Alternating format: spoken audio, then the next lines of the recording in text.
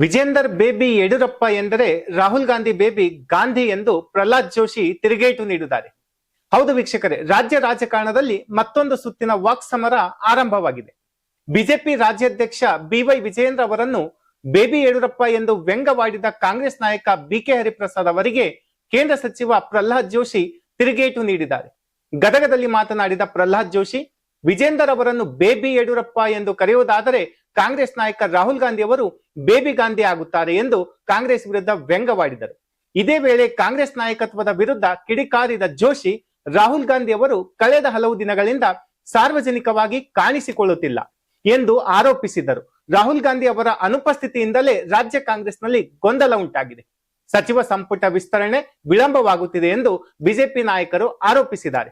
ರಾಜ್ಯದ ಜನರು ಎದುರಿಸುತ್ತಿರುವ ಸಮಸ್ಯೆಗಳ ಬಗ್ಗೆ ಚರ್ಚಿಸುವ ಬದಲು ಕಾಂಗ್ರೆಸ್ ನಾಯಕರು ಮುಖ್ಯಮಂತ್ರಿ ಮತ್ತು ಉಪಮುಖ್ಯಮಂತ್ರಿ ಸ್ಥಾನಗಳ ವಿಚಾರದಲ್ಲೇ ಹೆಚ್ಚು ತೊಡಗಿಸಿಕೊಂಡಿದ್ದಾರೆ ಎಂದು ಪ್ರಹ್ಲಾದ್ ಜೋಶಿ ವಾಗ್ದಾಳಿ ನಡೆಸಿದರು.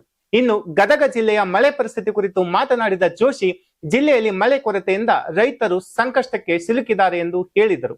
ಜಿಲ್ಲೆಯ ಹಲವು ತಾಲೂಕುಗಳಲ್ಲಿ ಸಮರ್ಪಕ ಮಳೆಯಾಗಿಲ್ಲ. ಇದರಿಂದ ಬೆಳೆ ನಷ್ಟದ ಆತಂಕ ರೈತರನ್ನು ಕಾಡುತ್ತಿದೆ. ಆದರೆ ಪರಿಸ್ಥಿತಿ ಪರಿಶೀಲನೆಗಾಗಿ ಜಿಲ್ಲಾ ಉಸ್ತುವಾರಿ ಸಚಿವ ಈಶ್ವರ್ ಖಂಡ್ರೆ ಅವರು ಇನ್ನೂ ಜಿಲ್ಲೆಗೆ ಭೇಟಿ ನೀಡಿಲ್ಲ ಎಂದು ಅವರು ಆರೋಪಿಸಿದರು. ಪ್ರಕೃತಿ ವಿಕೋಪ ನಿರ್ವಹಣೆಯ ಜವಾಬ್ದಾರಿ ಹೊಂದಿರುವ ಸರ್ಕಾರ ಬರ ಪರಿಸ್ಥಿತಿ ಕುರಿತು ಯಾವುದೇ ಸಮರ್ಪಕ ಸಮೀಕ್ಷೆ ನಡೆಸಿಲ್ಲ. ರೈತರ ಸಮಸ್ಯೆಗಳಿಗೆ ಸ್ಪಂದಿಸುವಲ್ಲಿ ಸರ್ಕಾರ ವಿಫಲವಾಗಿದೆ ಎಂದು ಜೋಶಿ ಟೀಕಿಸಿದರು. ಇದರ ನಡುವೆ ವಿಶೇಷ ತೀವ್ರ ಮತದಾರರ ಪಟ್ಟಿ ಪರಿಷ್ಕರಣೆ ಅಂದರೆ ಎಸ್ಐಆರ್ ವಿಚಾರವು ರಾಜಕೀಯ ಚರ್ಚೆಗೆ ಕಾರಣವಾಗಿದೆ. ಈ ವಿಚಾರದಲ್ಲಿ ಕಾಂಗ್ರೆಸ್ ನಾಯಕ ಬಿಕೆ ಹರಿಪ್ರಸಾದ್ ರಾಜ್ಯ ಸರ್ಕಾರ ಅನಗತ್ಯ ಗೊಂದಲ ಸೃಷ್ಟಿಸುತ್ತಿದೆ ಎಂದು ಆರೋಪಿಸಿದರು. ಬೂತ್ ಮಟ್ಟದ ಅಧಿಕಾರಿಗಳ ಕಷ್ಟಕರ ಪರಿಸ್ಥಿತಿಯಲ್ಲಿಯೂ ತಮ್ಮ ಕರ್ತವ್ಯ ನಿರ್ವಹಿಸುತ್ತಿದ್ದಾರೆ. ಆದರೆ ಶಾಶ್ವತ ನಿವಾಸ ಪ್ರಮಾಣ ಪತ್ರ ನೀಡುವ ಸರ್ಕಾರದ ಕ್ರಮದ ಬಗ್ಗೆ ಪ್ರಶ್ನೆಗಳಿವೆ ಎಂದು ಹರಿಪ್ರಸಾದ್ ಹೇಳಿದ್ದಾರೆ.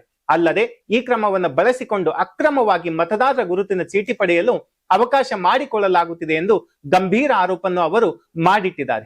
ಒಟ್ಟಿನಲ್ಲಿ ಬೇಬಿ ಯಡಿಯೂರಪ್ಪ ಹಾಗೂ ಬೇಬಿ ಗಾಂಧಿ ಎಂಬ ರಾಜಕೀಯ ಟೀಕೆಗಳು ರಾಜ್ಯ ರಾಜಕಾರಣದಲ್ಲಿ ಹೊಸ ಚರ್ಚೆಗೆ ಕಾರಣವಾಗಿವೆ.